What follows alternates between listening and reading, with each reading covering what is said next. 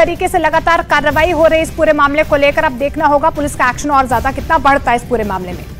Rising Chhattisgarh 2023 के मंच पर धर्मांतरण के मुद्दे पर कांग्रेस और बीजेपी नेताओं के बीच जबरदस्त बहस हुई।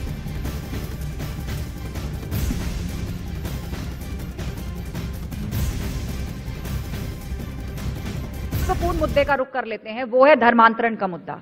कुणाल जी, इस मुद्दे को आम आदमी पार्टी भी इस मंच से उठा करके गई है और छत्तीसगढ़ की बात करें तो ये हो रहा है। आदिवासी इलाके हैं, बस्तर जैसे इलाके हैं, वहां पर ये हो रहा है धर्मांतरण। लेकिन आप दोनों एक दूसरे पर आरोप प्रत्यारोप करते हैं इसी धर्मांतरण के लिए, एक दूसरे को जिम्मेदार ठहराते हैं। पहले जवाब आपका कुणाल जी, क्योंकि मौजूदा सरकार कांग्रेस की है। देखिए, मैं यहां सभी दर्शकों को और जो मुझे सुन रहे हैं, देख रहे हैं, मैं स्पष्ट करना चाहता हूं कि मैं किसी भी तरीके के बलात् धर्मांतरण के विरुद्ध हूं।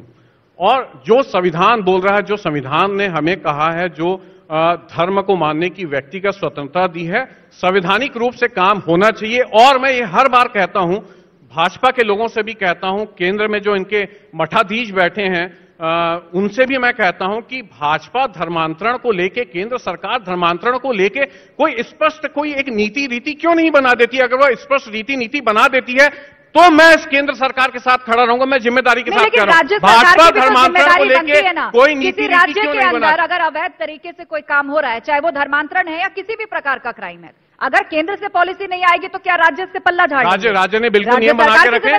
राज्य ने बिल्कुल नियम बना के रखे हैं। अगर कहीं हो रहा है धर्मांतरण, अगर बलात् हो रहा है, धर्मांतरण कहीं अवैध तरीके से हो रहा है, आप बिल्कुल उसकी पुलिस में शिकायत करिए, आप कलेक्टर को बताइए, निश्चित रूप से कार्रवाई होगी। यह मैं दावे के साथ कह सकता हूं। परंतु केंद्र सरकार के ऊपर मेरा यह प्रश्न चिन्ह है कि केंद्र सरकार धर्मांतरण के ऊपर कोई रीति नीति, कोई नियम कायदे क्यों नहीं ला रही है। इन्होंने तो गेंद जो है वो केंद्र के कोर्ट में डाल दी है कि सेंटर से पॉलिसी नहीं आई या उसके लिए कोई सख्त नियम कानून नहीं बनाए गए, तो फिर सत्ता में रहने का इनका अधिकार भी नहीं है। लॉ एंड ऑर्डर मेंटेन बिल्कुल नहीं है। नरेंद्र मोदी इस्तीफा law and order maintain, Narendra Modi इस्तीफा दे दें। नहीं बोल रहा था, पूरे देश में धर्मांतरण नहीं रुकवा सकते तो नरेंद्र मोदी आज इस्तीफा दे दें।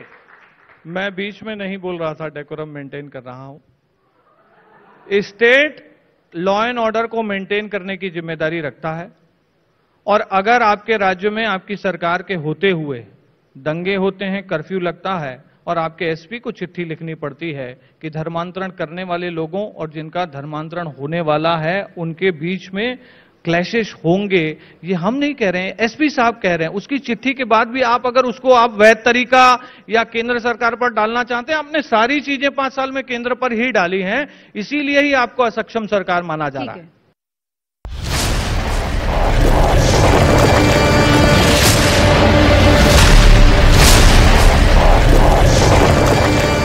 हर खबर तक पहुंचने के लिए, बेबाक सवाल पूछने के लिए, हर चुनाव की महा कवरेज के लिए, सबसे पहले और भरोसेमंद नतीजों के लिए, रिपोर्टर के सबसे बड़े नेटवर्क के लिए, एंकर की नंबर 1 टीम के लिए एक नहीं अनेक है